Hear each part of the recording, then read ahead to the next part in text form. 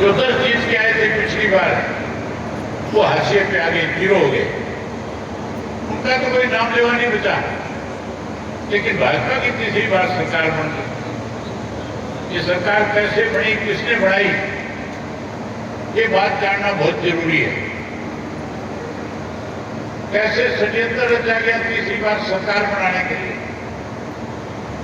आपको इस बात की जानकारी है कि तीसरी बार की सरकार किसने बनाई, कौन जिम्मेवार है इसके लिए, किसने बनाई तीसरी बार बीजेपी की सरकार? बोल के बताओ, आवाज नहीं आ रही। ये बाप बेटा जिम्मेवार है। इन दोनों ने षड्यंत्र किया। साथियों, थोड़ा सा समय लूंगा। जब चुनाव आया, जब चुनाव की तारीखें तय हुई, सारे राजनीतिक दल अपना अपना सर्वे करवाते हैं। हमने भी सर्वे कराया, बीजेपी ने कराया, कांग्रेस वालों ने कराया। उस सर्वे की रिपोर्ट के अंदर ये लिखा हुआ रहा था कि कांग्रेस पार्टी 60 से ज्यादा सीट जीत करके पूर्ण बहुमत के साथ सत्ता में आएगी। भाजपा को 20 सीट भी नहीं दिखा रहे थे। लेकिन उस सर्वे में यह भी आया कि अगर कांग्रेस पार्टी ने 30 के 30 सिटिंग एमएलए को दोबारा टिकट दे दिया तो इस 30 में से 17-18 हार जाएंगे। हार का कारण लिखा था, उसमें लिखा था ये जो लोग यहां से जीत करके गए कांग्रेस के, वो लोगों के बीच में नहीं रहे। उन्होंने उनके सुख में शामिल होने की बजाय, उनकी मदद करने की बजाय कहीं उनको इग्नोर किया, अनदेखी करी। अगर गांव का सरपंच भी ठीक से काम नहीं करता तो हम उसको दोबारा नहीं बनाते। एमएलए अगर अपनी जिम्मेवारी नहीं निभाएगा तो लोग उसको हरा देगा। उसमें 17-18 के नाम आए कि ये जीत नहीं सकते। उनमें से कि हम हमारे बहादुरगढ़ वाला भी था कि नहीं था, उसका नाम भी था।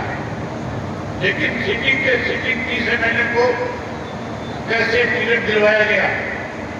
जब बीजेपी को यह पता लगा कि 30 में से 17-18 हारेंगे तो बीजेपी वालों ने ईडी के माध्यम से हरियाणा प्रदेश में अलग अलग बिल्डरों के घरों पे रेड डलवाई। और जब रेड डाली गई तो एक रामप्रस्था नाम का बिल्डर है, उस बिल्डर के यहां पे भी छापे मारे गए। उस कंपनी के जो मालिक है बालिया, उसी कंपनी के अंदर हुड्डा के परिवार का संबंध मिला। हुड्डा के खिलाफ ईडी ने पर्चा दर्ज कर लिया, गिरफ्तार नहीं किया,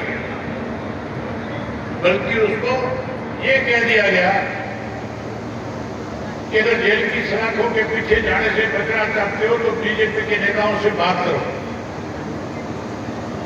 हुड्डा रातों रात जाकर के अमित शाह से मिला और अमित शाह से जाकर के कहने लगा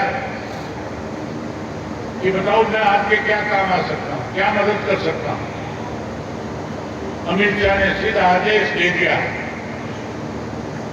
कि पहले 30 सिटिंग एमएलए जो है इनकी टिकट फाइनल करवा करके आओ, इनका ऐलान कराओ।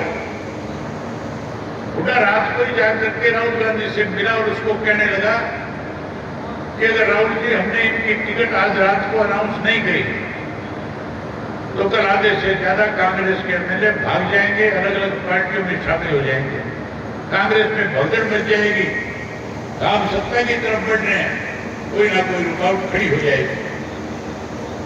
राहुल गांधी ने हुड्डा की बात पे विश्वास किया, भरोसा किया, इसके नाम का ऐलान कर दिया रात को। ये 30 टिकटें रात को घोषित हुई थी कि नहीं हुई थी? इसका ऐलान हो गया। ऐलान होते अगले दिन मनोहर लाल खट्टर का बयान आया था कि हमने सारे बंदोबस्त कर लिए, अब बीजेपी को सत्ता में आने से कोई नहीं रोक सकता। इस तरह का षड्यंत्र रच करके 30 लोगों को टिकट दिला करके 17 लोगों को हराने का काम इस भूपेंद्र सिंह हुड्डा ने किया।